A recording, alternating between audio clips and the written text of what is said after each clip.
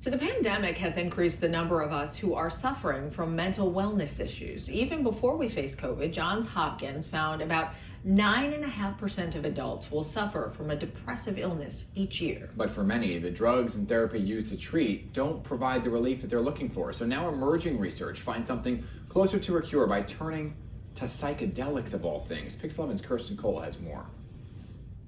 Paula Andrea, we're changing her name for privacy, was battling stage 3 colorectal cancer in the midst of the pandemic. Surgeries, treatments, chemo, all with very little contact with the people she loved. She beat the cancer, but what came next nearly beat her.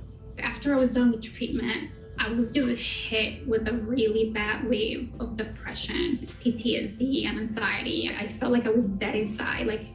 Ironically, the cancer did not kill me, but I just felt like I died somehow. She started therapy and medication, just like the 1 in 6 Americans who are on anti-anxiety meds.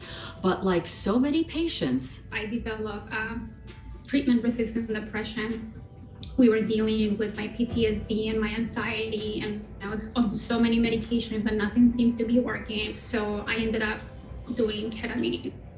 Ketamine, a well-known anesthetic agent often used on children in emergency rooms, but also abused by some as a club drug, going by the street name Special K, part of a group of treatments known as psychedelics, like psilocybins or mushrooms, and ayahuasca, a plant medicine, now being widely studied and used by some of the biggest names in medicine to treat a variety of mental health illnesses and more. So currently the only medication right now that's available and legally available is ketamine.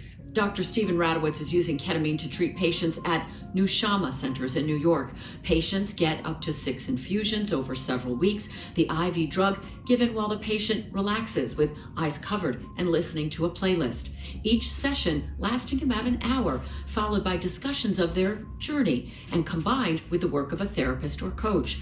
And patients who've battled mental health issues, oftentimes for decades, finally find it opens them up where they've been blocked for so long, almost like reprogram the brain in a way that's that moves away from their current or their past ways of thinking. This is a so-called off-label use of ketamine. Some insurance companies will pay for it to treat chronic pain, but PTSD, anxiety, depression are generally not covered.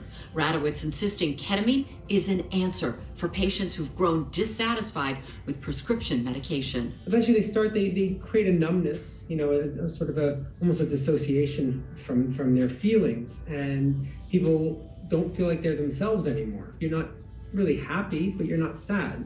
So is that a success? And right now, Nushama is treating people over the age of 16. The cost, $2,500 to $4,000 for the series of infusions. But they point out that the cost of medications and therapy for depression and anxiety can be hundreds of dollars every month and stretch for many years, even indefinitely. I'm Kirsten Cole, Pix11 News.